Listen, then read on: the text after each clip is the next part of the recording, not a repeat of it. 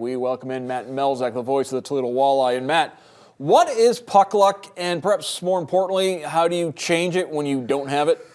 Ooh, boy, what a great question, Mark. Right out of the hop here. Puck luck is every time something bounces your way or it bounces not your way. And it just is one of those where you got a guy that's wide open in front and the puck hops over his stick. And then when puck luck's going your way, it hops right to his stick, or it misses his stick, hits his skate as he's skating away, and it goes past the goaltender. So there's your puck luck. And the question, the other part of that was, that's the tough part. How do you change it when you don't have it? I thought Dan Watson gave me a pretty good line on it going into Saturday. You know, there's usually a stretch like this where it's hard to get goals, and it feels like no matter what you do, you can't score. We've had it a lot over the last 5, 6, 7 years, even through great teams. Mm-hmm. We've had stretches where you don't win or you don't score. Usually it's like games 40 to 50. It's in that range because your college guys are already played a full season. You're halfway through the year. Everybody's just like, let's just get to the playoffs. That dog days kind of year, right? Part of the year. That's when this seems to happen a lot. Unfortunately for Toledo, it's happening right now. And you're right. You look at the games and right now that puck luck can be a lot of things. Mm-hmm. And one of them can be where you even do start scoring, like we did Saturday. Yeah. Hey, 3 goals, you're up 3-1. Then all of a sudden, puck luck goes against you, and Indy gets a goal on a power play. Well, now all of a sudden, good team finds a way to start coming back. They get a couple more, and the next thing you know, game's over, including, a play where the puck is inches away from being kicked to the corner by Cole Frazier. He misses it. They get a look and a game-winning goal. I think that's one of the key points of this stretch they're in is, last week Dan Watson said we were feeling frustrated. Well, after the loss on Saturday, there was no more feeling. We are frustrated because, as you said, they had a 3-1 lead in the second period, couldn't protect the lead, and they lose in regulation. Yeah, and frustration can be a tough thing to deal with, too. And players are certainly dealing with it on a heavy basis because, you know what?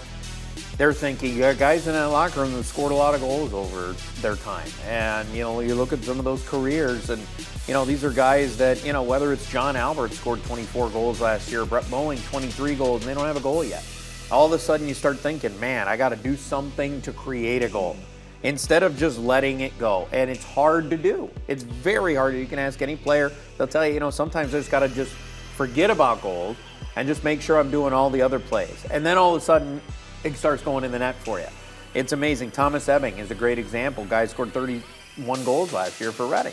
He's pressing to score a goal. You're in a new team, new organization. They brought you in because you scored 31 goals last year.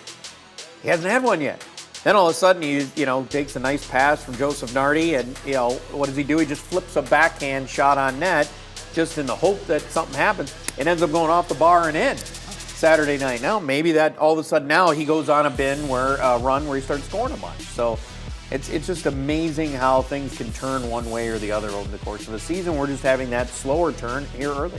You mentioned John Albert. He's got the C on the sweater this year. He is the captain, as TJ Hensick ably served as that role the last several seasons. What leadership qualities does John Albert have that serve him well as that C? I'll tell you what, he's really good in the locker room.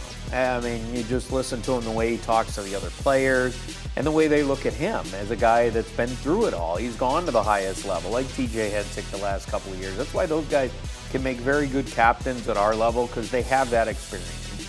And he is a guy that John Albert is probably not pressing. He knows, you know what, I'm going to get my goals. It's going to happen. I just got to do the other things right. So for him, it's killing penalties. It's leading by example. Those things are important, and that's why he has the captaincy. He's a veteran group, of course, coming off of the Kelly Cup finals a season ago. But there's been some rookies that are making an impact. We've talked quite a bit about Sebastian Kosa. The brass was down watching him as he's kept the Walleye in games all season. But he's not the only rookie that's got a buzz to him right now. I think one guy that's kind of going a little bit under the radar is Joseph Nardi. I think you look at him, young man, first year. This is his first pro experience. He's 10 games in. He's got 7 assists. He's actually leading the Walleye in that category. And you start looking at the assists that he's picking up and some of the passes that he is making. Very good vision on the ice. He's got just enough speed to be very effective. And I think there is some scoring there. We haven't seen it yet. He's a guy that I think could be that, get to that point at some point. But right now, it's fun watching him because of the way, I mean, Saturday's a great example. His perfect feed ahead to Thomas Ebbing for the goal. Those are plays that, veterans make a lot. He's making them early as a rookie. He's had a great start to the year. That first goal will come for him. It'll get there at some point. But right now, it's nice to see him picking up the assists. Walleye 4-5-1. Maybe a good way to change that puck luck is just play a bunch of games, which is what they're going to do the rest of this week. 4 games in 5 days in 3 different states. That's right. 4 different cities, Mark. It is going to be quite a grind, when you're talking. But there is one of those is back-to-back. Fort Wayne, you get to face them twice in a row, once at home and then on the road at Fort Wayne Saturday. The toughest game might be that Sunday game at Wheeling. The fact that they're not playing Saturday, they're off, but yet Toledo's got to play a game and then travel there overnight. It's going to be a tough one to finish it out. But you know what? There's a team that's 4-1 on the road, Mark.